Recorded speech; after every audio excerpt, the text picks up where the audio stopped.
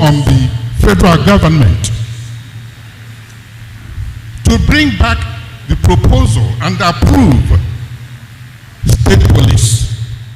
Nigeria is bleeding from the creeks of the south to the plateaus of the north. Communities are under siege. Bandits, terrorists, unknown gunmen every other day.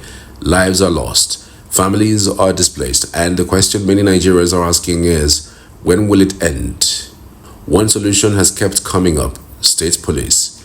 The governor of Plateau State recently told his people, defend yourselves, a chilling but honest reality. Even General Theophilus Danjuma once said the same thing. Nigerians must not sit and wait for security that isn't coming. Now, former military administrator of old Anambra State, Admiral Allison Madueke, has added his voice to the chorus calling for state police. He made that call in Oji River during an economic summit hosted by the local government chairman. According to him, centralized policing is no longer working, and honestly, he's not wrong. On the federal government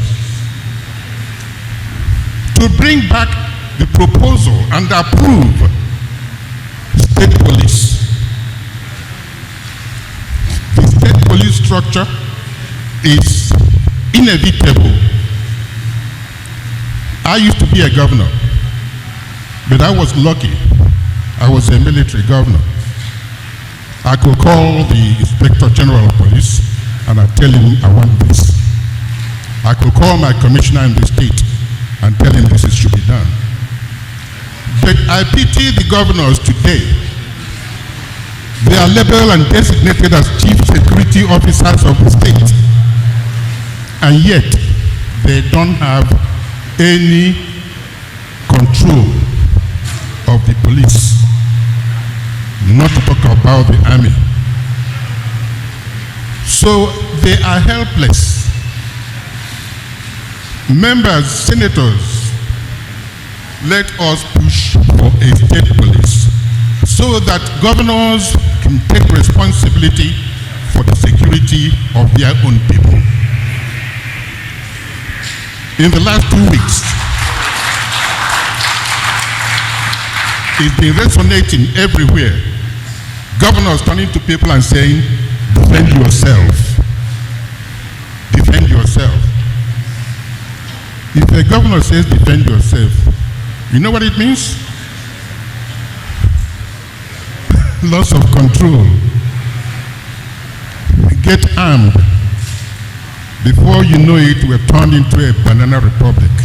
So the big question is this: what exactly is the Nigerian government afraid of? Why haven't we passed legislation that gives states the power to create, control, and finance their own police?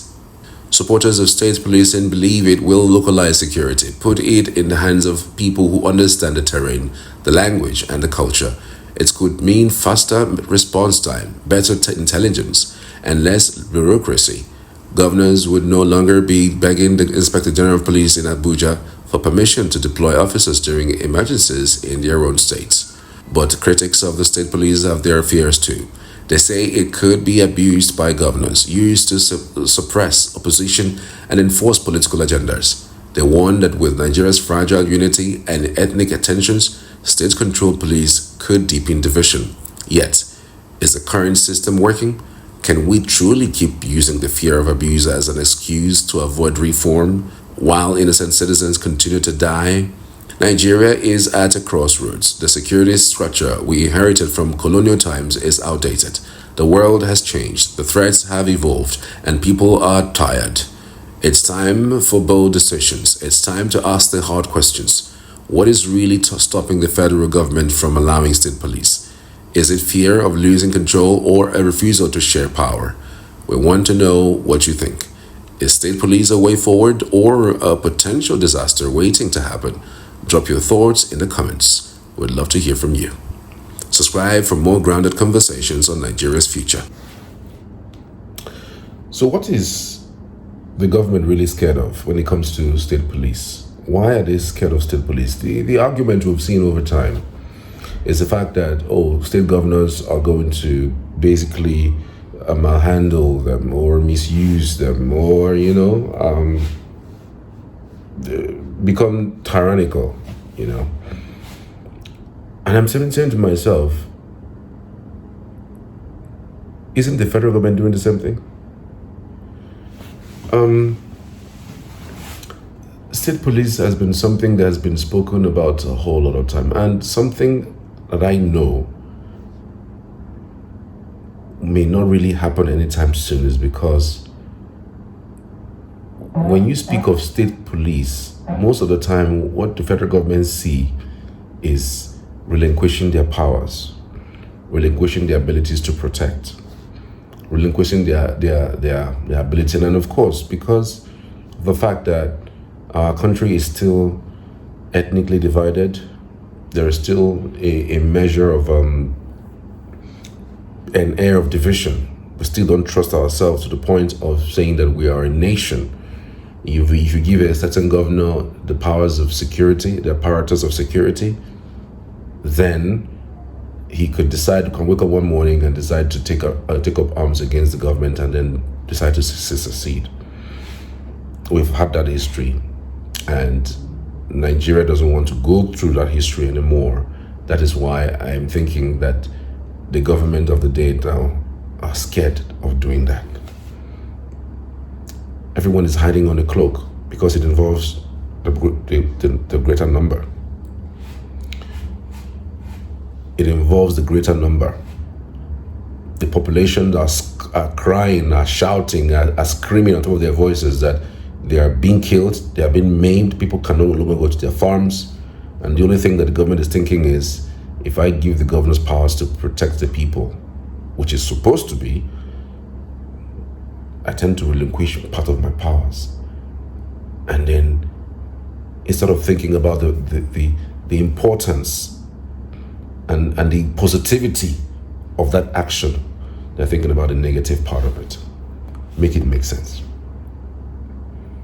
If it's about sharing money for the elites, they're very quick to sign and approve. If it's about airport closure, they are very quick to fix the airport. If it's about people going on strike,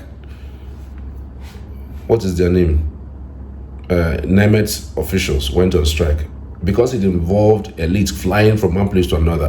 No, kill that thing, kill the strike. Promise them everything and let everybody get back to work. It is easier to take a decision when it involves the elites, the politicians, but it's not easy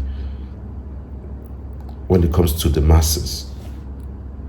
The larger chunk of the masses who are supposed to be the beneficiaries of the good of democracy, of the good of what the governance should be, are the ones at the receiving end of it. They are the ones at the back end of it. Because of course, when it comes to decision that protects their lives, there's always a problem. There's always an issue. We cannot. The governors will misuse it. Come on, they have too much powers. Make it make sense. Other countries are looking out for how to get into the moon, get out of Mars, get things done and develop life somewhere else in other, planets of the Earth. Nigeria is still battling farmers' headers clash. What a crude way to live life in this country. And it's not that we don't have the powers to solve these problems, but we will not solve it because somehow, some persons are benefiting from it. How cruel can government be? It's unfortunate. It's really, really unfortunate that we're not able to solve this problem. We don't even have a state police. The last time was, something reminiscent of state police is Amotekun. Amotekun, you would say that it didn't solve the entire problem of security situation in the Southwest, but to some extent. I mean, as a Fulani headsman, you will be circumspect when you see Amotekun. You will be careful, and there's the new security outfits that are active, that are sponsored by the government of the southwestern states. So you'll be careful. When we had this thing in Ebubago under Buhari in the southeast, it didn't look like the southeastern governors were really serious about it, and that's the reason why it felt like a pack of cards. The only thing we had was forest guards in Enugu, and the forest guards, you wouldn't really say they did a whole lot, but at least there's a level of sanity in our forest, even though the effort was not as fantastic as it should have been. But here we are. I'm so pained by what is going on that something that's as easy as state police cannot be legislated upon, cannot be passed, so that we can have police come closer, just like we have local government chairman that is closer to the local government authority. We'll have police come closer.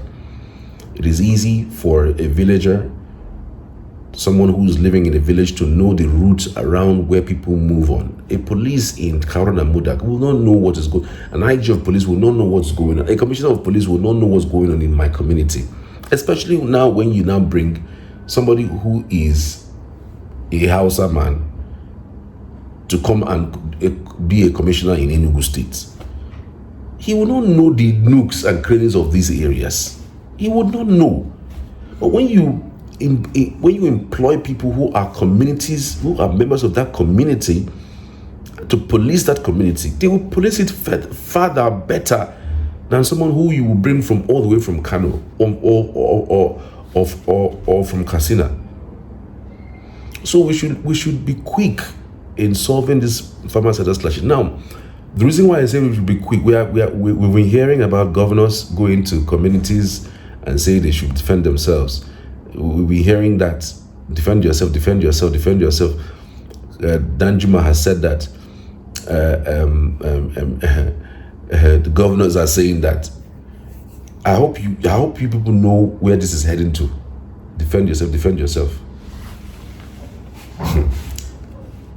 Anyways, I'm just saying I should put out my thought. It's about time that we take this thing seriously. There's no time to talk anymore.